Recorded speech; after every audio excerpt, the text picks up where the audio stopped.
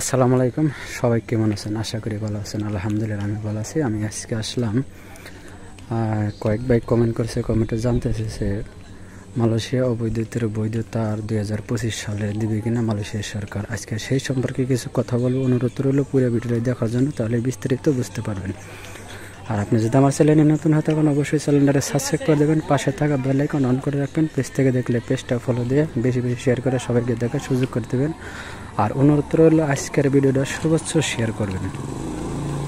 তাহলে চলুন মূল কথায় চলে যায়। বর্তমান সাধারণ ক্ষমার ঘোষণা আছে আর মাত্র 15 দিন। 15 দিনের ভিতরে সাধারণ ক্ষমা শেষ হইব। দেশে অবৈধদের দেশে যাওয়ার সুযোগ শেষ, ম্যাচ শেষ হয়ে যাব। এরপরে আসবো 2025 সাল।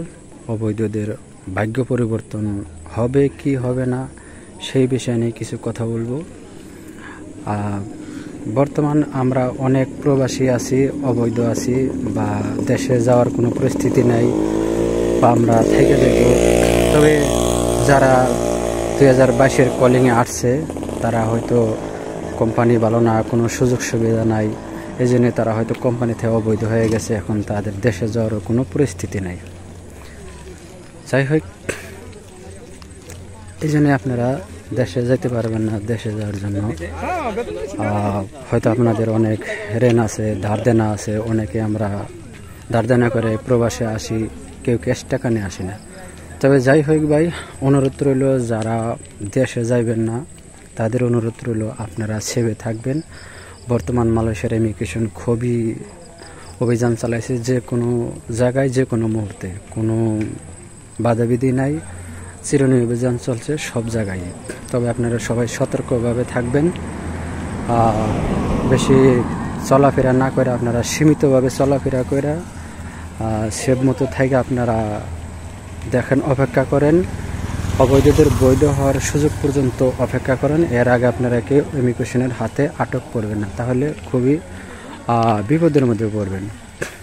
তবে আপনারা বেশি চলাফেরা করবেন না বা এদিক সেদিক ঘোরাফেরা করবেন না, সেভ মতো থাকবেন, তাহলে ইনশাল্লাহ আপনারা নিরাপদে থাকতে পারবেন। আর সবার জন্যই, অবৈধ ভাইদের জন্য দোয়া রইল, সবাইকে আল্লাহ পাক হেফাজতে রাখি, বিপদ আপদ থেকে রক্ষা রাখবে।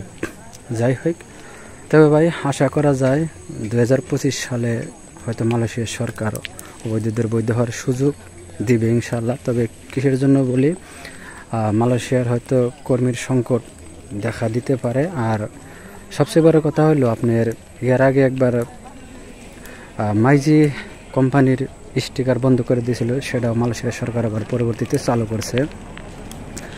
কলিং ভিসা বন্ধ করে দিয়েছিল, সেটাও পুনরায় আবার ফিরে কর্মী আনার জন্য চালু করেছে, বা আনার মতো সুযোগ করে দিয়েছে কর্মী আসার জন্য। তবে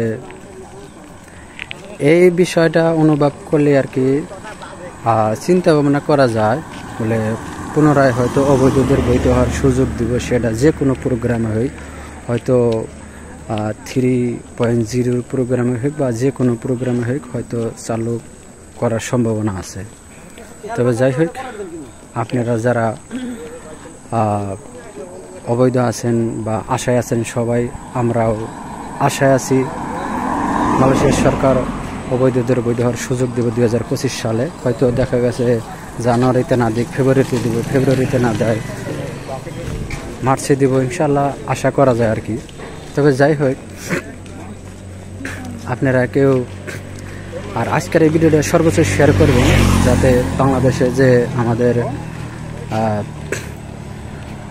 সরকার আছে সেও জানি এই সমস্ত ভিডিও দেখতে পারে, বা মালয়েশিয়ার যে অবৈধ বাইরা আছে তারা কি পরিস্থিতিতে আছে, কতটুকু কষ্টে আছে। তবে সরকারের কাছে অনুরোধ জানাই অবৈধদের বৈধ হওয়ার সুযোগ দেওয়া হোক।